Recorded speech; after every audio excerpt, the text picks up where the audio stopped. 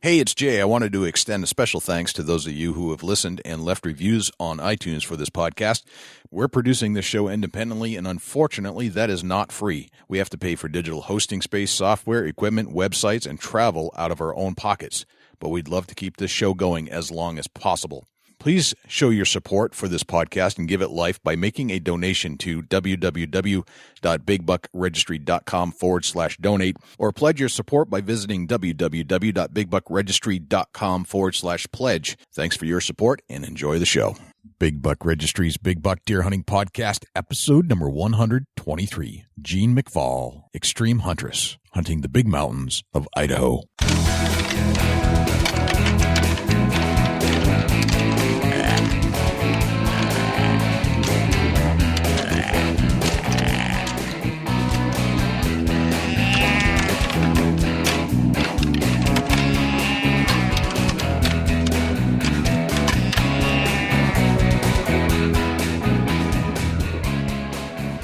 Big Buck Registry is a virtual museum of hunting stories. We preserve a piece of Americana by interviewing and recording hunters about their hunts and experiences from across the country. And who knows, maybe we'll learn a thing or two along the way that'll help us take our hunt to the next level. This is Jim Berlin from Western Extreme, and you're listening to my favorite Big Buck Registry Deer Hunting Podcast. Hey everybody, this is Stephen Fuller from the Hunting Ground. You are listening to my favorite podcast on the internet. To the Big Buck Registry, the Big Buck Deer Hunting Podcast. Hi, this is Mark Hammer from Antler Action Products, and I shot the hammer buck. And you're listening to my favorite deer hunting podcast, the Big Buck Registry's Deer Hunting Podcast. Welcome to the show. This is Jay Scott, your host of the Big Buck Registry's Big Buck Deer Hunting Podcast. Hope you're having a fantastic weekend so far. I know it's early Saturday morning if you're listening to this as it just came out. I have my good friend, Dusty Phillips from Ohio, my good friend the Buckeye, on the other line. What's happening, Dusty? Oh, man, the rut's getting ready to be full blown here in Ohio, and watch out. Big boys are going to start hitting the ground. I tell you what, if you don't see whitetails on your Facebook news feed right now, you need to get some new friends. Well, I guess I got a lot of good friends right now. Man, they are just piling in. Although this little warm snap, I think, might just slow things down just a tad, but then it'll be rocking right after that. Yeah, sure. I agree with that. And, you know, it's if you're new to hunting, the next couple of weeks are prime time for get that beginner's luck and smoke a big giant whitetail. Yeah, exactly. Well, hey, we had, speaking of the bucks that have been rolling in on our news feed, we had a call-in, actually, a guy from Rhode Island, so I'd like to play that right now. No kidding. Yeah, one of our first call-ins for this deer season. So let's hear what's happening in Rhode Island. Hello, my name is Scott Silva. I'd like to register a buck. I'm in Warren, Rhode Island. Actually got the deer in Bristol, Rhode Island. It's a 16-point buck.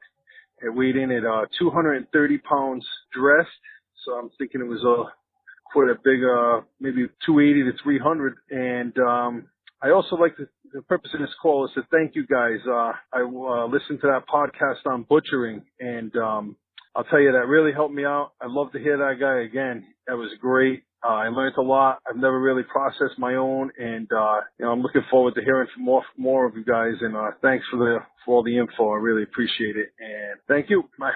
So that's pretty cool. So we had a call in from Scott Silver from Rhode Island. Congratulations, Scott, on your buck, and thank you so much for the compliments about the butchering podcast that we did not too long ago. But it's one of my favorites because I learned a lot myself on how to more appropriately dissect that animal. Yeah, congratulations, Scott, on a great buck, man. Sounds like a giant, Jay. Sounds like a giant, and a Rhode Island giant to boot. So that's fantastic. I guess I got to travel south someday and see what's happening in the New England state of Rhode Island. So let's transition, Dusty, from this side of the country to that side of the country, even beyond you, to the great state of Idaho. Yeah, it's going to be a journey that you don't want to miss out on. Yes, so if you've never been to Idaho, we were going to get a very good description from our guest, Jeanne McFall, who is one of the finalists from the Extreme Huntress. And Jeanne is, I mean, we talked to her for quite a long time. She's one of those gals that just gets it. She's an outdoors person by trade. I mean, she's out in the field every single day doing what she does for her job, but she just happens to be a phenomenal hunter of the highest caliber, to the point where she's competing on a TV show. I don't think that's necessarily, what we should all strive for. However, if you're good enough to do that, that definitely sets the tone that you have some skills. You have some serious skills. And we're going to ask Jeanne to describe to us all the things that she puts into her hunts for muleys and elk. And we're going to learn some things in this show about hunting the West, specifically Idaho, that you probably aren't going to get too much on other shows. Yeah, no doubt about that. And, it's one thing, Jay, to hear a male voice talk about hunting, but it's extremely unique to hear a female voice lay it down and have some factual information to take your hunt to the next level. That's very cool. Yeah, she is for real. So without further ado, here's Jeanne McFall. Jeanne McFall, welcome to the Big Buck Registry's Big Buck Deer Hunting Podcast. What's happening? Hi, thanks. Sitting over here in Idaho and in the middle of this Extreme Huntress competition, enjoying some freshly killed elk meat that I just shot on Saturday and living life. Just shot on Saturday. That's excellent. Now, what are you drinking with that? Well, typically with my wild meat, I do like some red wine. But right now I've got a 90 shilling IPA ale here. Ooh. Which is pretty good too. Yeah, that sounds pretty yummy. I love IPAs, especially this time of year. I don't know. It's not necessarily my summer drink, but the greatest part about this, yeah, it's like she told us she went on a run before we started the show, Jay. So she's drinking a cold beverage after a run. That's a woman right there. Yeah, I thought the next about Extreme Huntress protein shake, but the beer looked way better than a protein shake. So this is my recovery drink. I have to replace my carbs from my run. Absolutely. I love a good beer after a hard workout. It's just one of my favorite things to do. Exactly. I don't want it like a glass of milk or anything like that. I want a beer. Yeah, so I'm down with that. Absolutely. So you're in this Extreme Huntress competition. Tell us about that. How'd you get started in that? Well, I've watched the show for a couple years now, and I've known about it. I've admired the women that are in it. And I decided to submit an essay. Actually, I was on a long flight, and my little boy next to me had his iPad. So I had some time to kill, and I knew about the contest, so I decided, what the heck, I'll write my 500-word essay. And I just started writing, and by the time my plane landed, I had it written. And I submitted it, and it was more my story of what hunting means to me and why I think it can be important for women to get out. And I ended up being one of the 20 semifinalists, which surprised the hell out of me, actually. But there I was, and then I had to go through the month of May. We had vote eliminations to get us down to 6 people that were qualified to go to Texas. And then come July, we had a week in Texas where we competed, and we would hunt in the mornings and the evenings, and in the afternoons we would do some skills competitions. It was a lot of fun. It sounds very interesting. Now you're hanging out with Larry Weishuhn, is that correct? Oh yeah, Mr. Whitetail. He's Whitetail. Fantastic. I had a lot of fun with Larry. That white beard, it just sticks out. You can't miss the guy. Yeah, it's a little hard to camouflage, but that's okay. He was great to have around. He's like 6'5" or something. He's tall. He is. Yep, he is tall, but he knows how to be quiet in the bush, which is a very important skill when you have 5 people following you on your hunts, which is brand new to me because I do a lot of hunting solo, and now I have a camera crew and Larry and another partner with me. But no, Larry was fantastic to have around. He was a lot of fun. I got along well with him. Yeah, he's a good guy. We've hung out with Larry a couple times, and we always have good laughs. And he's such a gentleman. He met my wife, and he took his hat off, and you just don't see that anymore. I was like, wow, that guy's classy. No, go ahead. Oh, I was just going to agree. Yeah, he definitely is. Yeah. So where are you from, Jeanne? I am born and raised in Idaho.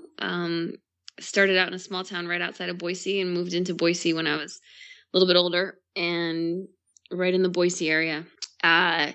went to school elsewhere in California, and I was not a fan of the California life. So the second I graduated, the only jobs I applied for were back in Idaho. I missed the mountains too much. Gotcha. What didn't you like about California? Didn't I like? Well, one thing, my God, I wanted to go camping one weekend, and it felt like it took 6 to 8 hours to get into the mountains. And I lived over on the coast, which was nice, but it was almost too monotonous.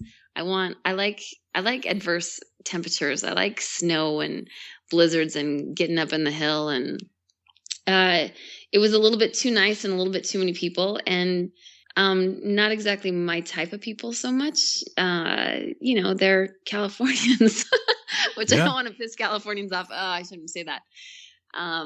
No, it was too big city, and mostly the closest place to go camping. The hardest problem I had is you either have to pay a fee or it's on asphalt or both. And I'm used to taking some back roads here in Idaho, 30 minutes from where I live, taking a back road and plopping a tent down and not seeing anyone for 3-4 days. Right. And in California, you just can't do that. To get to the mountains, like I said, we're driving 8 hours, and it was a great place to go to school, but I really missed Idaho. Yeah. I love the mountains. Yes. Basically, when you walk out your door in Idaho, you're in the wilderness for the most part. It doesn't take long. No, it doesn't take long at all. It is beautiful. And I literally have walked out my door for a trail run and ran through a herd of elk one winter when they were pushed down from the snow. So you just don't get that in California so much. No, you don't. You don't get that at all. So, I mean, I guess if you grew up in that would be something you'd miss. And, I have relatives that moved to California, and they'll brag about how nice the weather is, but I don't get jealous. I'm like, no, I'm from New Hampshire. I need the seasonal changes. I need some hot weather. I need some cool weather. I need some snow. I need, I need the humidity in certain times of the year. I need the super dryness at other times. If I didn't have that change, I would not enjoy myself. I don't want it to be 70 degrees every single day. That's exactly how it was. I felt like it was just too monotonous, and I miss my seasons. I completely agree. Yeah, I'm with you. So what was life like in Idaho growing up? Well, it was, I'm the youngest of 3 girls, so I have 2 older sisters, and my dad, and my mom met in Alaska. My dad was he's a good old wilderness outdoor hunting, fishing boy raised on a ranch. And they met in Alaska. When they got pregnant, they moved to Idaho. And so I was the youngest. I was told I was always supposed to be the boy because they already had 2 girls. So my very first memory is my sisters telling me, well, you were supposed to be the boy. So I remember wanting to cling on to that and be daddy's little girl. So I was very close with my father, and I would beg him to always wake me up early, take me fishing, take me hunting. And we did a lot of that. We fished almost every weekend all summer long. And come fall, it would be bird season and big game season. And he was great about getting me out. Probably by the time I was 5, well, as early as I can remember, I'd go out and I'd just walk next to him while he was working his dogs and holding his shotgun looking for pheasant. Nice. So it was fun. It was a lot of great childhood memories, and we had a very close family. Did your sisters get into it as well, or were you the person that kind of took over that role? They did a little bit when they were younger. Mm-hmm. I remember my oldest sister went on her first deer hunt, and I wasn't of age yet, and I was so upset. And then she came home, and she wasn't really overwhelmed, excited about it. And I was so jealous that I didn't get to go. I don't know if she went more than once or twice. And then same with my middle sister. They kind of they tried it a little bit. And no, I definitely clung to it. Anyone in my family would say that I was my dad's little hunting buddy. Gotcha. And they would, even prefer sleeping in a little bit. And I'd be up at dark wanting to get out in the car, kind of like his hunting dogs. I'd hear him turn the lights on when it's dark. And if he didn't wake me up, I'd be really mad. That's funny. Did you care that your sisters weren't into it as much, or it's like it didn't matter? No, it's not something you think about as a kid. It was really good quality time for me and my dad, and I actually thought that was pretty special. Mm-hmm. I knew that my sisters, I mean, they're very active too, and just different things. They were very athletic and into, just different types of activities. Okay. So Yeah. hunting, though, was more of me and my dad. So I didn't care that they weren't in it. In fact, I kind of liked it because then it set me apart a little bit from them. Right. Yeah, that makes sense. Is your dad still around? He is, yes. Yeah, he still lives here sometimes, and then they've got a cabin over near Salmon that they live in half-time too. Okay. Right now, he's in South Dakota bird hunting. Excellent. All right, so he's still going. Oh yeah, yeah. He doesn't do any more big game hunting. He kind of quit that when I was in college because he got really into his dogs. He's great with his Labradors, and he's really into bird hunting. So he stopped big game hunting when I was in college. Okay. Now, we've talked a couple times leading up to the show, and there was a time I sent you a text, and the text didn't come back in time, or in a quick amount of time like it normally would. And as I was getting some of the feed, I noticed that your phone got smashed somehow. Oh, that's right. Right. So I get this sense, and I have not asked you this question yet, but it sounds like you don't have an office job. Not all the time. No, thank goodness for that.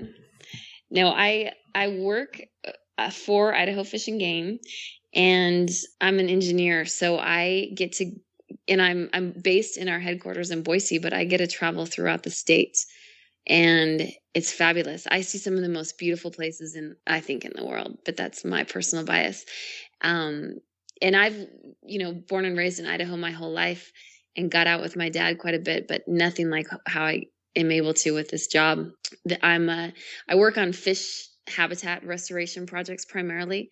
Wow. So I go to pretty remote parts of the state and work with contractors, and we're trying to restore some habitat. And I do a bit of travel. I have a 6-year-old little boy, so I can't travel as much as I used to. And I'm a single mom, share custody, so I'm always here for my boy. But when he's with his dad, then yeah, I usually go travel a little bit for work. Right. And that time the excavator literally ran over my phone, and I was kind of SOL for a little bit. Gotcha. Yeah, it sounds like you're usually on a job site. And so that's excellent. So now when I think of Idaho, I don't think of Idaho as needing fish restoration. Now, what's going on there? Well, we're a very big agricultural state, though. Okay. We've got ag and ranching, which is great. So, and we used to have the gold rush came through, and we had a whole bunch of hydraulic dredging and mining. So a lot of our country has been disrupted, I would say. We've got, so one of the sites I worked on this summer was an old gold dredge site, and they would run the old gold dredge straight down the river channel. And this is where Chinook salmon and steelhead used to be very prevalent and spawn and are raised, but the habitat has been destroyed pretty much by these dredges. And so it takes a meandering river and it turns it into this straight, fast ditch with piles of gravel on the side. So we do have some restoration work that's needed. Especially we have dams, and the Columbia River has dams, so it blocks a lot of the salmon passage. And so we work to restore that habitat, so we still get some spawning and we still get salmon returns back in Idaho, because our salmon are very important to us. They travel further than anywhere else in the whole country, further than even Alaska, to get to Idaho. Oh, wow. Interesting. That's cool. That's very cool. So what is it that you engineer to help the habitat of the Chinook salmon? Well, pretty much just almost like what Mother Nature intended it to be. So say that, for example, that straightened reach, we're putting more wood into it. Back before there were homesteads and ag fields all around it, it would be more forested. So by putting wood into the channel and stabilizing it so it doesn't go downstream, that provides it slows the water down, and it provides a lot of habitat and refugia for the fish to rest. And also that organic material that wood brings bugs and insects. And then all of a sudden you've got a really good trout fishery again, and cleans the water up a little bit because it holds back some sediment. So a lot of the stuff I do is really just projects to put wood or meanders or, remove some of these dikes that are on both sides of the river that the Corps used to dike up the rivers to, so we could have big agricultural fields or ranches. Wow. It's a lot of fun. And we work with some fantastic landowners who get really excited because, you'll talk to a landowner and they remember as a kid these big salmon runs coming up through their property, and Grandpa used to catch salmon every day, and they aren't there anymore. So it's kind of fun. Landowners get pretty excited about some of the stuff we do because it definitely does work to improve habitat and bring the salmon run back. That's fantastic. I had no idea that was going on in Idaho, but what a great thing to be a part of when you look back. It is. Yeah. It is. Yeah. And it gets me outside, which I think is my therapy. Yeah. And it gets me to see some beautiful places too. So you get to be outside for work and see all these great places, and then you play outside too. Well, hell yeah. If I'm going to have to go there for work, I'm going to play a little bit while I'm there. That's outstanding. So let's talk about some elk hunting. I know you're a big hunter, and we talked a little bit, and you said that you were more of an elk hunter than a deer hunter, although that you've taken your fair share of deer. But I'd like to kind of pick your brain about elk hunting. It's something I don't really know a darn thing about. I don't live where elk live, and it sounds like you just are in tune with the elk. So tell us a little bit about your philosophy of hunting. Like, what is it about hunting that you need to have in your life? Let's start there. Oh, wow. There's a lot actually about why I hunt. I haven't always been in tune with the elk at all. In fact, it's been a really big learning curve. So my dad stopped hunting big game when I was in college. And so I did a lot of it myself. And I was married for 5 years, but he never really hunted. Actually, he never did hunt. And so he would prefer that I just go out by myself. And I get out in the mountains, and it's spiritual to me. It's like my church I mentioned before. It's kind of my therapy, and I really do believe that. I think we all could use a better connection with nature. And sometimes, when life isn't going the way you need it to be, and we've all had our fair share of hardships, you get out in the mountains and everything slows down, and then you see the animals too, and you see the sunsets, and you live the life, and then also just the challenge of Mother Nature, because it's cold, you've got freezing temperatures, and water is limited, and just all the challenges of getting outdoors. It's the main reason why I do it. It's not for the harvest. And then for me, elk hunting it's just challenging. That's why I picked it up with a bow. I primarily archery elk hunt. And the reason I got into it was because I had heard some stories from coworkers about getting into these bugling bulls in the rut, and they're so mad and frustrated, and you can call them in. One guy, told me the story that was written up in Bugle magazine of he couldn't even come to full draw because a bull was just spitting and snorting right on him less than 2 yards away. He could touch it with the tip of his arrow, and he couldn't even pull full draw. Wow. And yeah, and you hear stories like that, and I don't know, I just think the whole connection with nature and having those kind of experiences, that's a memory for forever. And, especially now that I had a son, or just a child, ever since I became a mom, you want to raise your child with having the best of the memories that you had as your child.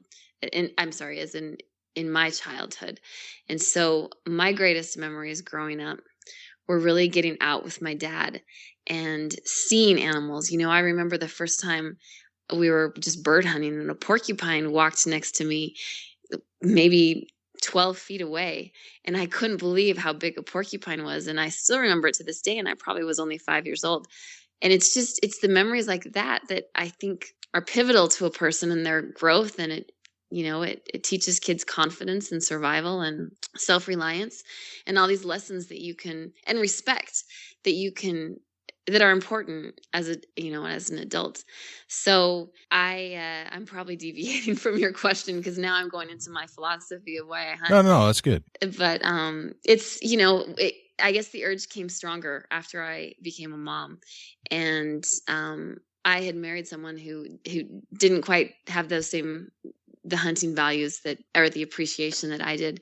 And for me, I just really wanted to become self-reliant so I could take my son hunting just like my dad took me hunting. And our marriage didn't last, but my sense of adventure and my will to be more self-reliant, just so I can get my little boy I want to get him on an elk at 10 yards away when he's 12 years old. And I'm not going to be able to do that if I don't know what I'm doing. So I started archery elk hunting, actually just elk hunting in general. My first year I went out with a rifle. I went out for 5 years before I ever killed an animal. And it was just a lot about a learning process. And, and it was frustrating as hell. I would come back and I wanted to kill so bad. I almost even gave up because I was having trouble. And, I couldn't exactly find people that would go out with me. So I did a lot of it just by myself.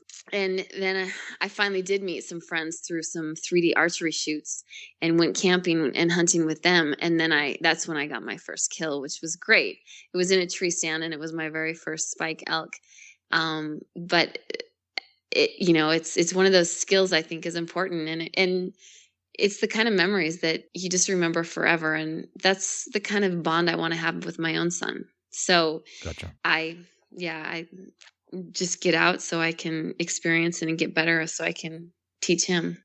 So over the last so many years, it took you 5 years before you've kind of figured it out.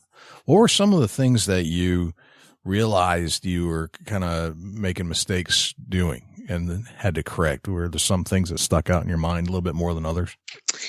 Yeah, there was always a big learning curve. Well, like I said, I grew up big game hunting, but it was always deer hunting with my dad. So elk hunting it's a whole different thing, especially archery hunting, because I've never done that. So I completely, taught myself how to bow hunt with some help from some coworkers on just lessons, but I was out there by myself, and really a lot of it is wind, keeping the wind to your face, being quiet, looking for sign, getting in the right spots, and then glassing. A lot of the work is just done glassing, and you have to be willing to hike and climb and get into some of the stuff that I've gone in, like my thought is from some of the books I've read that the elk are in the steepest, nastiest timber that you'll ever want to get into. And so that's a lot of the stuff I hunt too, because I'm looking for them. So, I've definitely gotten a lot better over the years, and it's a lot of fun. I've had some great elk encounters too, which is fantastic. One of the best ones I actually just had on Saturday. Let's talk about that encounter, seeing it so fresh in your mind. You want to take us through a little elk hunt with you? Yeah, that was fantastic. So I didn't harvest in my archery season. And in Idaho, we have the tag that I bought. You have the month of September to archery hunt. And I got into some bulls, never quite something that I really wanted to take, or the right opportunity to, that came out to get an archery kill or an ethical shot. So I didn't harvest. And then on this tag, you have 2 weeks of a muzzleloader hunt, which is open right now. So I've hunted with a muzzleloader before. It was a borrowed gun from a coworker, and I've tried it, but I've decided that I really wanted to harvest an elk this year. So I bought one for myself and went out. I was actually working my job sites. I bought my tag in the area that I've got a construction job on near the Salmon River. Excuse me. And so I was going out in the mornings and in the evenings, and I took a couple coworkers with me, and we started, I was learning the patterns a little bit. And then a couple evenings I would just go out by myself. But on Saturday, I went out by myself and started hiking up the hill where the draw that I knew I've seen the elk, and there was actually quite a decent amount of, we saw over 100 head one morning coming out of this ag field, climbing up this hill. So that's where I went Saturday morning, and I just started hiking, and I was up there in dark and left my car in pitch black with a headlamp and just started hiking up the hill because I knew that they, I'd seen them the day before. So hike on up and get into this ridge of, I stopped and glassed and scoped and saw some, and it probably wasn't 9:30 or 10 now, but so the sun's up and I'm crossing over this ridge where I think they are. And as soon as I get over this ridge, I've been climbing a lot, so I kind of take my shirt off, air things off, take a rest, get a sip of water. And then I start hearing a bull bugle. So I quickly scramble, get everything back in my pack. And then I hear another bull sound off, and they're in this little valley that I'm in. One's on the far ridge, one's below me. And then a third one goes off above me. So I spray myself down and, that no scent spray. Yeah. And put my things back in my pack, put my backpack back on, and hike up this trail. And it's a pretty evident elk trail there. And then actually that's when the bull right above me sounded off, and he sounded like he was only 150 yards away. And I've practiced my muzzleloader, so I feel pretty comfortable up to about 100, but it's a cow only tag, an antlerless tag. So, if I would have been into bulls like that in archery season, that would have been fantastic. But of course, once you get into the bulls, the only tag you have in your pocket is the cow tag. So anyway, I jump off the trail because I figure the bulls have cows with them. Jump off the trail. I only go 18 yards off the trail, and I hide up behind this tree and lay down a couple cow calls.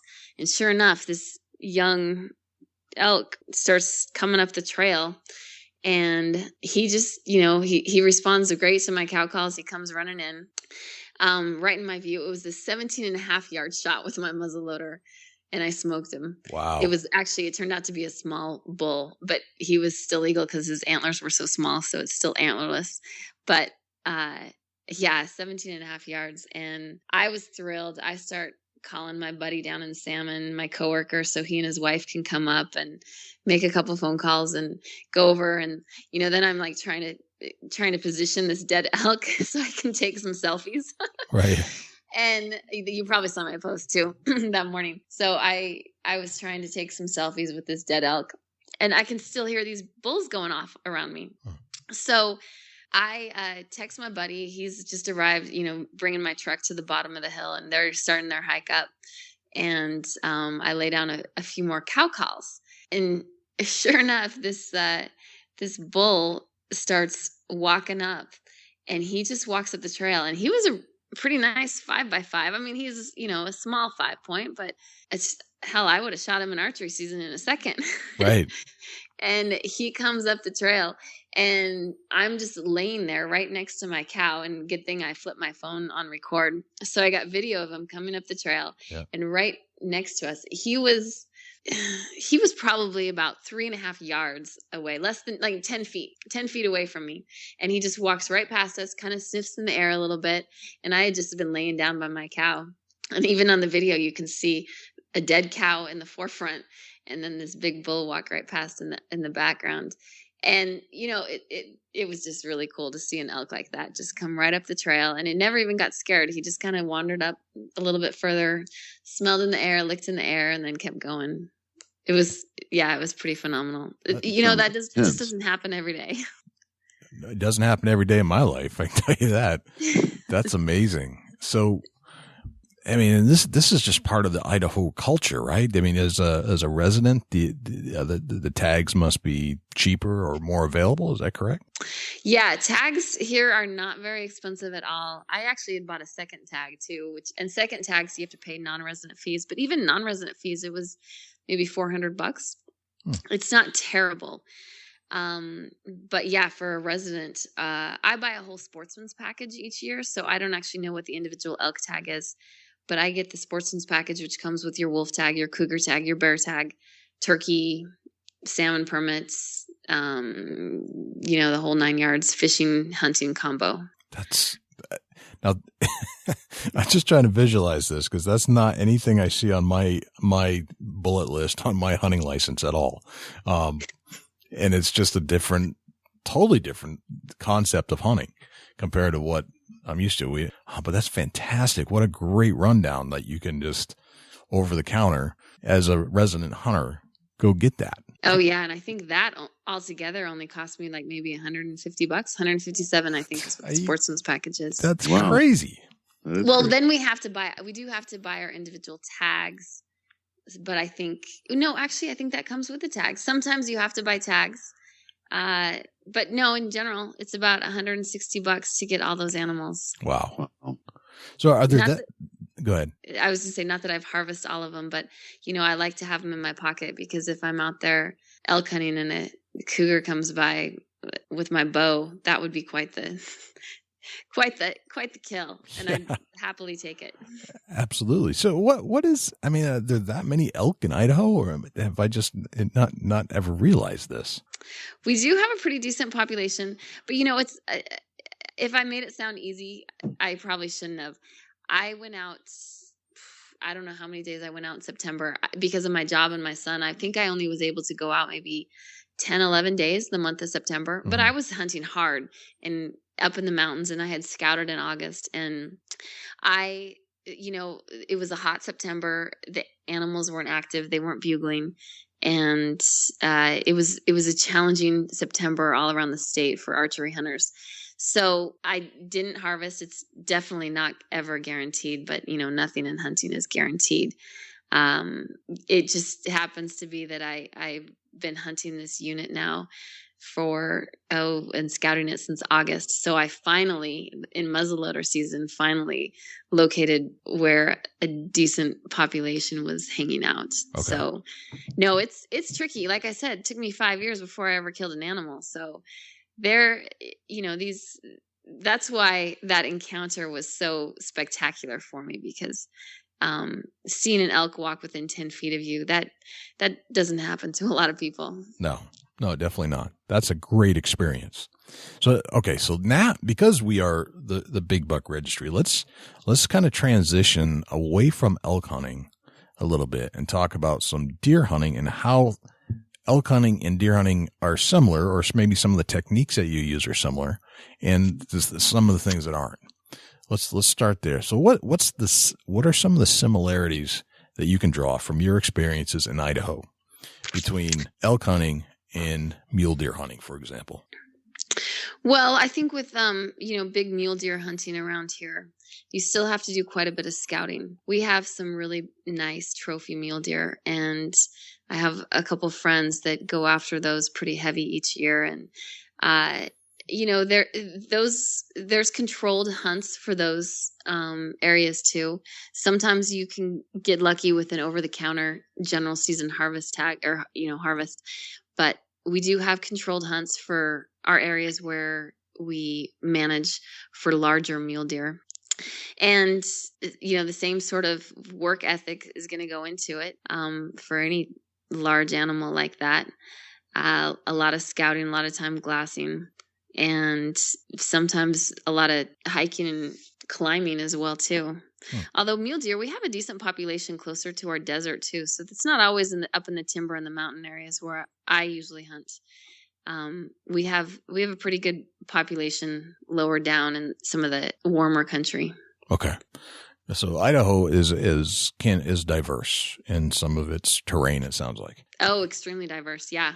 You go up north up by Canada and it's almost rainforest. They get so much precipitation, and down here in I live in Boise, but in some parts of the states it can be less than 8 inches of rain, and we are more high desert plateau. So, and then you go down south and you're in the Oahe Desert. So it's extremely diverse, which is one of the things I love about it too. Wow. That's fantastic. All right. So what are some of the differences between elk hunting and mule deer hunting? Well, probably the terrain, and I'm more experienced with bow hunting for elk. So, and the deer that I've taken with my bow was late season archery. So I have taken a couple deer with my bow, but it was more late season in December when the animals come down a little bit lower out of the hills.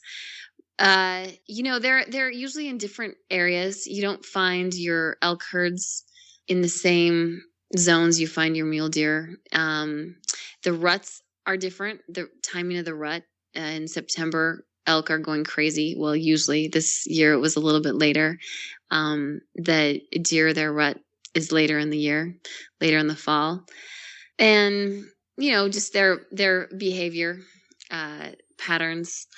Again, I'm not an avid, I love mule deer, but I've just never really hunted big bucks a whole lot. So I can't speak from experience too much on that one. Well, that's okay. I think hunting an elk kind of replaces that in a lot of ways, because elk are, let's face it, it's probably one of the pinnacle hunts that you could do in North America when it comes down to it. I can't think of anything that necessarily tops that when it comes to a big game species, other than maybe a moose. I was thinking maybe moose, but right. But as far as the interaction, the sounds that they make, the type of hunting you have to do, it's almost like combining big buck hunting with turkey hunting in a lot of ways, and the terrain's totally different. Yeah, I would actually say turkey hunting and elk hunting are very similar too, because you call the males and they usually can respond. And with mule deer, from what I understand about big bucks, they're not as easy to locate. You have to do a lot more glassing sometimes with elk, because they do have such a loud bugle. You can locate them maybe a little bit easier if you're in the right terrain. Right. And I have to be honest, I guess if I had elk at my, not fingertips or disposal necessarily, but if I had elk readily available through my tag, I think I'd focus on elk hunting more than deer hunting too. Dusty, it is pretty. What do you have to say about that, Dusty? Would you do that as well? Absolutely. It's one of the things where the value of the arrow that flies is going to be more for the elk meat versus the deer meat. Right. That makes sense? Yeah. I think if I was surrounded by elk, I'd go after elk too. Yeah, and just all that effort you put into it, and there's a huge reward with the elk. It sounds, one's meat and another's skill level to be able to harvest a nice mature elk. Right, because you're still using the same techniques. Or a lot of the techniques, the same gear. Sounds like. Speaking of gear, let's Dusty, let's take and kind of pick Jeanne's brain about what she prepares herself for the field. What kind of things are in the pack? Yeah, absolutely. Let's do that. I want to ask a quick question, Jeanne. Just a curiosity. When you go mule deer hunting or elk hunting, do you guys switch your bow setup what do you do there? No, actually I don't. I keep it all the same, because that's how I practice with it. And, I practice with field tips all year round, and then come about August, a month before I start hunting, I'll start sighting in broadheads. And then once I've got my broadhead sighted in, I hunt that way through September for elk, and then I don't touch my bow still again when I do my late season archery deer hunt as well. So I use the same exact setup. I don't like to change my bow setup. Once I get it on, I like to keep it on. All right, let's talk a little bit about your bow setup. Tell us what kind of bow you're shooting. I shoot the Matthews Jewel, and I really like it. It's been fabulous for me so far. I shot, when I was shopping for that one, I did shoot other bows. I shot the Hoyt and the Bowtech, but something about the Matthews cam system just fit me better. And I had a girlfriend who shot the Hoyt, and it's just that, for her, she loved hers, and me, I loved mine. It's just the cam setup is a little bit different, and it's got a nice little hold back, and I really like my Matthews Jewel. Gotcha. I'm assuming that you're shooting carbon fiber arrows. Is that correct? I am, yes. What kind of broadhead are you tipping your arrows with? Funny you asked that, because I'm shooting the same broadheads that I started hunting with, which, they're just the Cabela's brand copperhead broadheads. And people ask me that, I should maybe upgrade my broadheads and shoot something fancier or more expensive. But it's one of those things that they're always on, and I've killed animals with them. And it might even be a little superstition. I'm kind of scared to change my broadheads because they fly so great compared to my field tips. So usually when I go from field tips to broadheads, when I shoot those just Cabela's brand copperhead, transitions right over. So I guess I've always been hesitant, but I've gotten feedback that at some point I should really, try different broadheads that might be more expensive or more accurate. I don't know, but so far I've had really good luck with the generic Cabela's brand. Yeah, and you got to go with what works for you. Exactly. Let's get into a little bit about what you pack when you're going out on a elk hunt in particular. Can you tell us about what you set out to pack in your backpack before you trip? Yeah. So one thing that I always carry, I mentioned I hunt solo a lot too. We all have to know our own limitations, and one of my weaknesses is general sense of direction. I will say, when I'm in the mountains and I've got timber all around and the sun's moving, I always carry a GPS. That is probably my standby. I'll mark a GPS point for my car. I turn my tracks on. That's the last thing I want to do is get lost out there. And so I just have a little handheld GPS that I rely heavily on. And then, I've got a slumberjack pack, and I always have an emergency first aid kit and your typical first aid gear, just because you never know what might happen. And if you ever have to spend the night, like a small emergency blanket. I do bring cord and knives and even a bone saw. It was just when I was cleaning my elk this weekend, the guy with me, he's like, "You use a bone saw? You don't need a bone saw." But I know that I am female and I'm not quite as strong as some of my male counterparts who hunt. So I have no problems carrying a bone saw around. It's a lightweight little Wyoming saw, and knowing that it's going to be the right tool for the job if I'm out there by myself, it helps to have. And I mentioned cord in case I have to hang up quarters. Obviously your food. I'm always carrying my I have a couple different reed diaphragm cow calls and a bugle, which I try not to use too much, but I'm starting to learn it a little bit better. I've been messing around with different bugle tubes too, which has been helpful. Let's see. And then,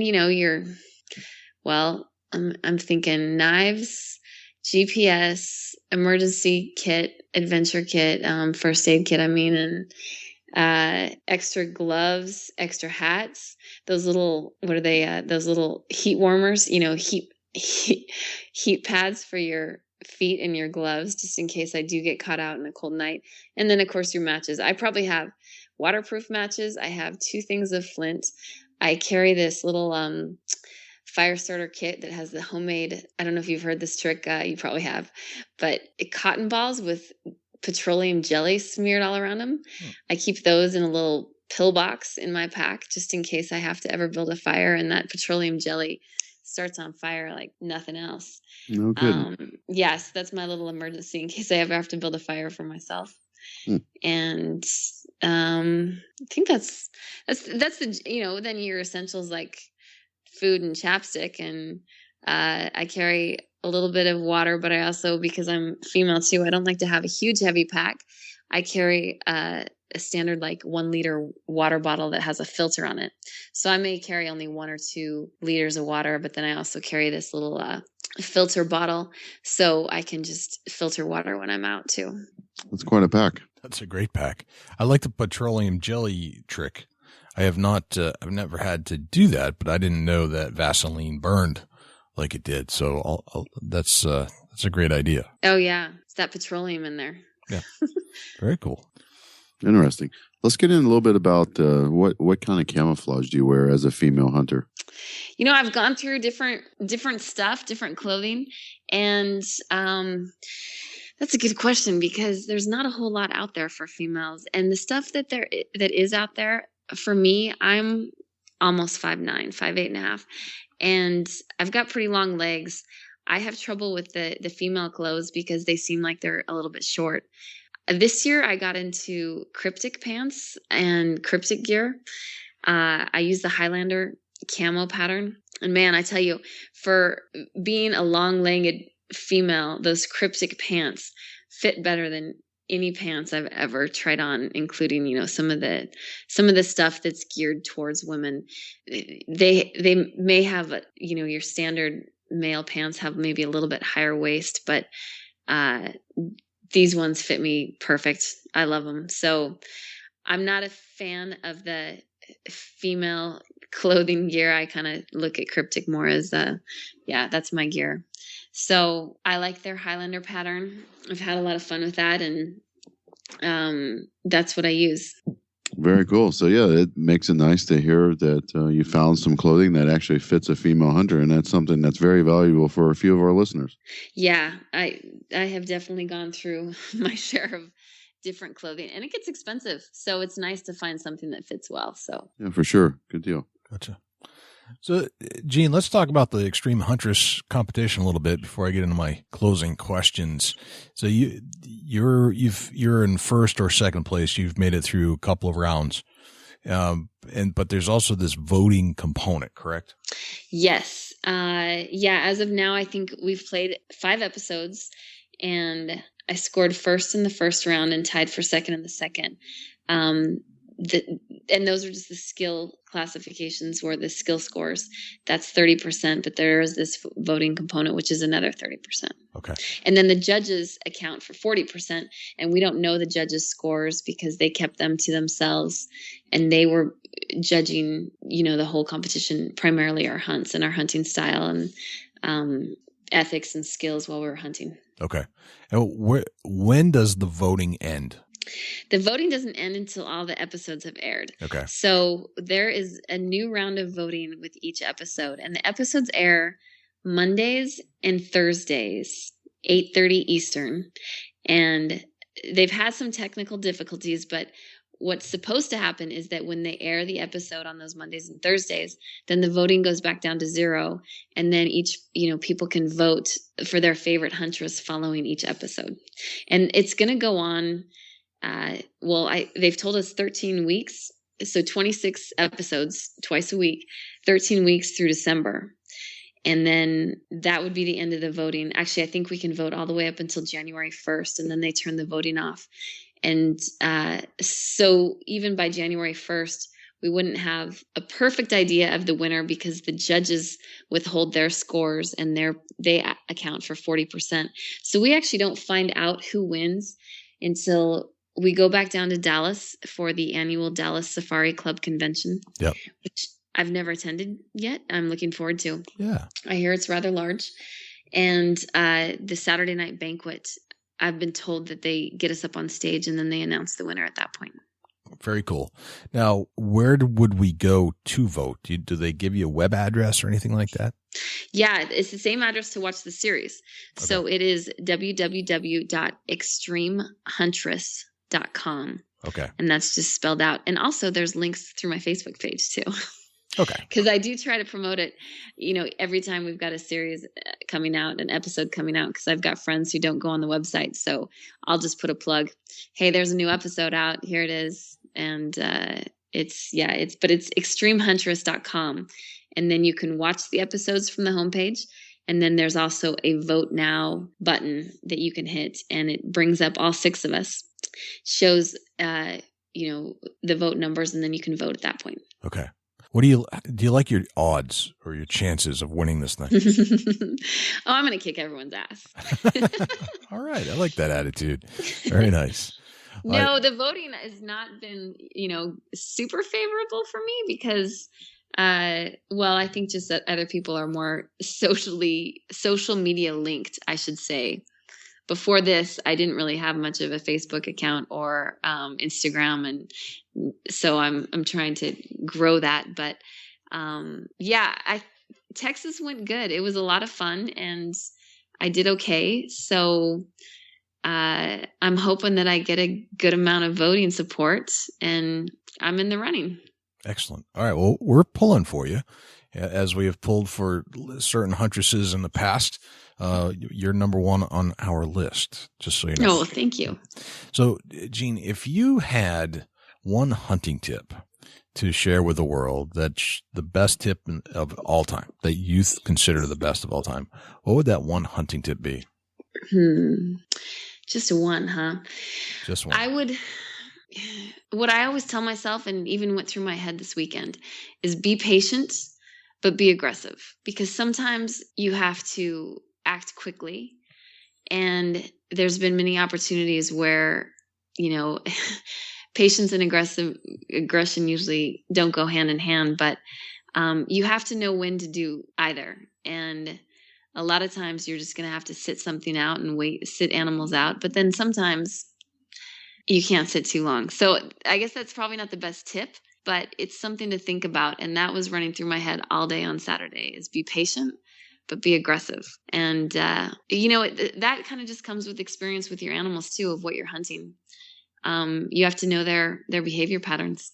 So I would probably say that. And then obviously know your limitations. Being a female hunter, don't go backpacking and shoot an elk 8 miles in thinking that you can strap it to your back and haul it out in 2 or 3 different packs.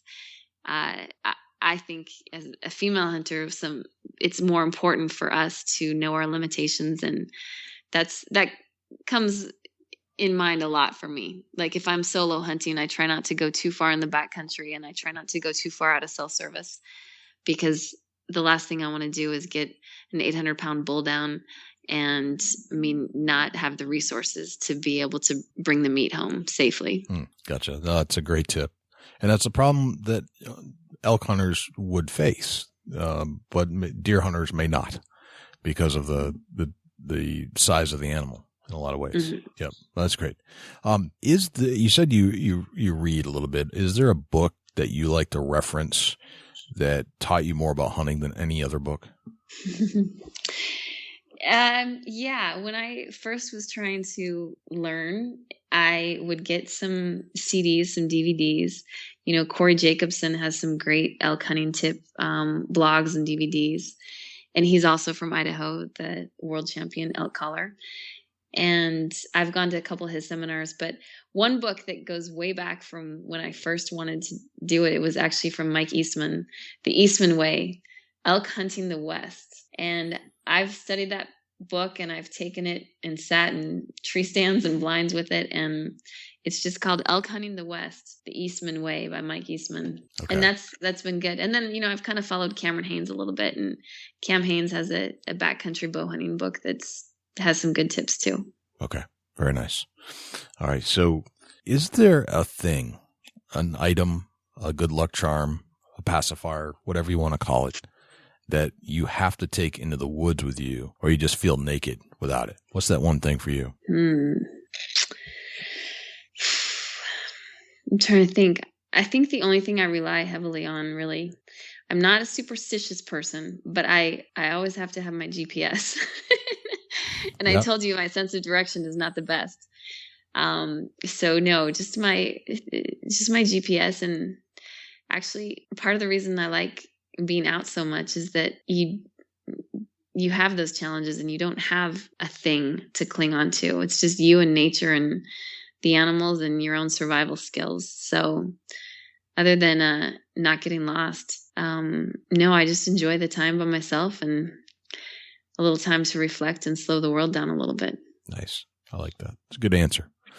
And finally, what would the Jeanne McFall of today tell the Jeanne McFall from 20 years ago, knowing what you know today? I think I probably would have told myself to try to get into some, we have such a great community of hunters, and I didn't quite realize it. I didn't find it until later in my hunting career. And, some of these seminars and even just hunting films that come to town, Boise, as I'm sure a lot of places in this nation, have really great hunting communities.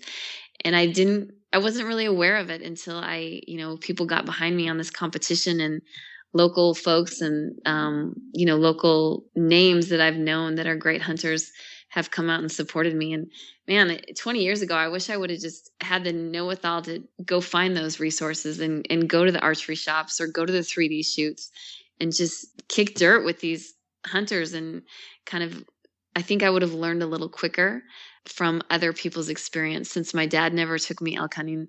And elk hunting was, pretty much a self-taught discipline to me. I really should have just gone and talked to people that do it a little bit more instead of relying on just books and CDs. But that's kind of the engineer inside of me. And it took me a little while to open up and talk hunt it with people. And I should have just done that in the beginning and not worried what people thought about being this woman who wants to try to learn how to hunt. I think some of the men I used to talk to, they thought it was just more of an oddity, but it really is within me. So I should have just had the confidence to go talk to the rest of the guys when they're all showing their hunting stories and hunting pictures. And I should have just walked right up and shot the shit with the rest of them. And I could have learned a lot quicker, I think. Right. I agree. There's a whole resource out there that's not in a book. And it's accessible. You just have to go get it. Dusty, do you have any last questions for Jeanne? No, I don't, Jay. You guys pretty much covered a lot of things. Okay, very good. Jeanne, thanks for joining us on the Big Buck podcast. It's been a pleasure, and thanks for taking us elk hunting. So that was our first voyage to Idaho, and talked about that in depth. So thank you for that. Thanks for joining us on the Big Buck podcast. Absolutely. Thank you for having me. I could listen to Jeanne talk all day. She's fantastic. Oh, yeah. Very, very informal and very educational and seems to really know her way through the Idaho woods. Absolutely. And I learned stuff because that's not a familiar area to me. Like, I don't know Western hunting, I know Eastern hunting. And I'm always fascinated about how, you're talking about some serious elevations out there, and they just kind of like, yeah, it's out my back door. And they don't, it's not a big deal to them. But to me, I'm like, wow, it's amazing. You're in big country right away. Yeah, that's the cool part about the Big Buck Registry Deer Hunting Podcast. We venture all over the spectra and getting into some unknown areas that me or you really have no clue about. But, I learn a lot. And actually, by learning from these podcasts from different areas, if I was ever to book a hunt in Idaho, I could listen to this over and over and really get some information that I could take with me out there and be a higher percentage of success. Yeah. You're going to educate yourself simply by using this fantastic format that we have discovered and participate in a weekly basis called podcasting. And we're just going to keep doing it every single week. So, Dusty, what do you have for me for the Chubby Tines tip of the week? I'm going to get into a little bit about a whitetail buck. I want to tell a story that stuck with me for a long time, and I see it year after year. And, as the rut gets closer, and it's going to take me a minute to give this tip off, Jay, but we're going to knock it out, and it's going to be very useful for a lot of hunters. Okay. Years ago, I wanted to educate myself a little more on rattling and grunt calling, and, something that I was able to pick up from all that really educated me was the fact that a buck, when you start rattling and grunting, if he can't get a visual on you, say you see a buck 50, 75 yards away and he can't get a visual on you, but you're able to see him and be able to get a good look at what he's doing as you're grunting or rattling. Obviously once the deer gets close, you can't rattle anymore, but that grunt call really plays a huge role in your success on bringing him closer. And as over time, I was able to grunt in some very nice bucks, a rattling sequence, see him coming through the woods and start to get in that grunt call. And something that educated me the most was when that deer started putting his tongue out and licking his lips and getting his nose really moist. And over time, I started realizing that what he's trying to do is determine what buck's making that grunt sound by the taste and the smells and the molecules in the air of that particular buck. Now, once that buck started licking his lips, his curiosity, that to me, his curiosity really become focused on trying to figure out what buck that was making that sound. And it seemed like the more you grunted, the more he started licking his lips. Then he started walking towards me a little bit, and then he would start trying to make rubs and some scrapes, and he would start showing the activity of a buck and rut that's coming after whatever it is that's grunting. Now this, primarily has worked on mature bucks, and this is where I've really seen that focal point of the licking the mouth with his tongue, trying to scent what buck's making that grunt sound. And once he committed to me, the more I grunted, and I didn't just lay on the grunt call,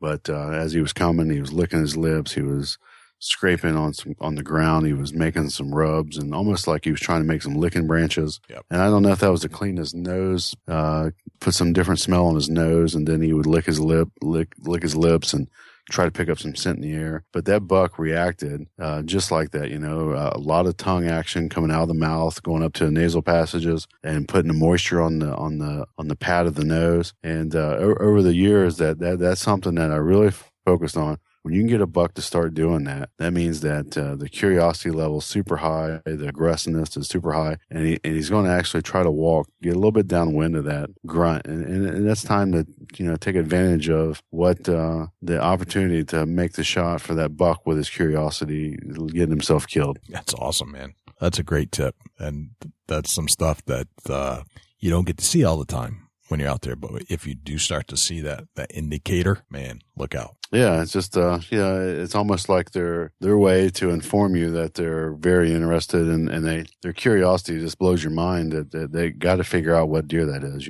Yeah, I've killed a deer that way, and now listening to you talk, seeing some other people talk about that one aspect, I didn't really know what I was doing at that time, but I did exactly that, and it worked. And it got to the point where they got close enough for the shot, and it took about an hour and a half before it actually developed some of the thickest stuff known to man. But you could see the licking occurring because it was curious. It wanted to know what that other buck was. Yeah, and deer can naturally identify the scent of the other buck in the area. If you've got a mature buck, he can identify another mature buck or a buck, period, just by picking up the scent of it, and they're around each other enough that their brain and mind, they remember and be able to identify what that smell is. And it's really interesting to see a mature buck do that. And, the best of luck to everybody that they get in a scenario where they can witness this. And it really educates you on what the process of identification is with a mature whitetail. Yeah, it was one of the greatest hunts that I've ever been on. It was something that occurred almost identical to what you described. Just a great hunt. And now I understand it. Yeah, it's a very cool experience, and I'm telling you, if you pay attention and you pick up on that, and I want to put that out there because the rut's here, and this is something that's going to work, and I'm hoping that somebody listens to the podcast and is able to focus in on this particular tip and really capitalize on the opportunity that it's given you. Yes, very much so. Well, great tip, Dusty. Though very, very, very, very good tip. So where can we find you, Dusty, when you're not here hanging out with me on this microphone? Facebook.com/Chubby Tines Outdoors. You can also look up Facebook.com/Chubby Gobbler. And if you're interested in looking me up on Instagram, you can go, and I'm at Chasing Antler. Jay, where can the people reach out to you when you're not on the mic? Best place to reach me is jay@bigbuckregistry.com. That's my email address. That'll get to me directly. You can find our entire Facebook contingent on Facebook at facebook.com/bigbuckregistry. And if you'd like to register a deer, you can give us a call at 724-613-2825, just like our guest did today. And if you'd like to get it featured on the Facebook page and be famous for a day in front of 178,000 plus fans, you can go to bigbuckregistry.com/mybuck. All the instructions will be right there for you to follow and get that picture of that great buck over to us.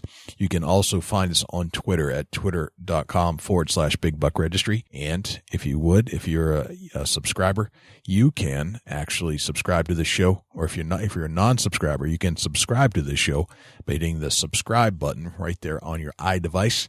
Or if you like the show enough and you want to give us a 5-star review, you can do a search for Big Buck Registry and give us a review on iTunes. Also, one of the things I want to let you know that's coming out, and we've just got this all set up, Google is getting into the podcast distribution system where they are actually going to be distributing podcasts just like Apple does. And that's going to be huge for all podcasters. So be on the, we've already uploaded our feed, and that'll be coming out soon. I don't know exactly when they're going to launch, but podcasting is now on the Google platform and will be available to consumers probably within the next month. So stay tuned for that if you're an Android user or if you just want to listen to this show on your computer. But certainly, Apple's one way to listen to this show, and an Android phone, a Google phone, will be the other way. And because Google has decided to play ball, it's going to be huge. Absolutely huge. So stay tuned for that. And I think that's a show, Dusty. Big buck everywhere. A big buck. Excellent. Well, I'm Jay Scott. And I'm Dusty Phillips. This is the Big Buck Registry's Big Buck Deer Hunting Podcast. I will actually see you next week, Jay. Yes, sir, you will. And I can't wait.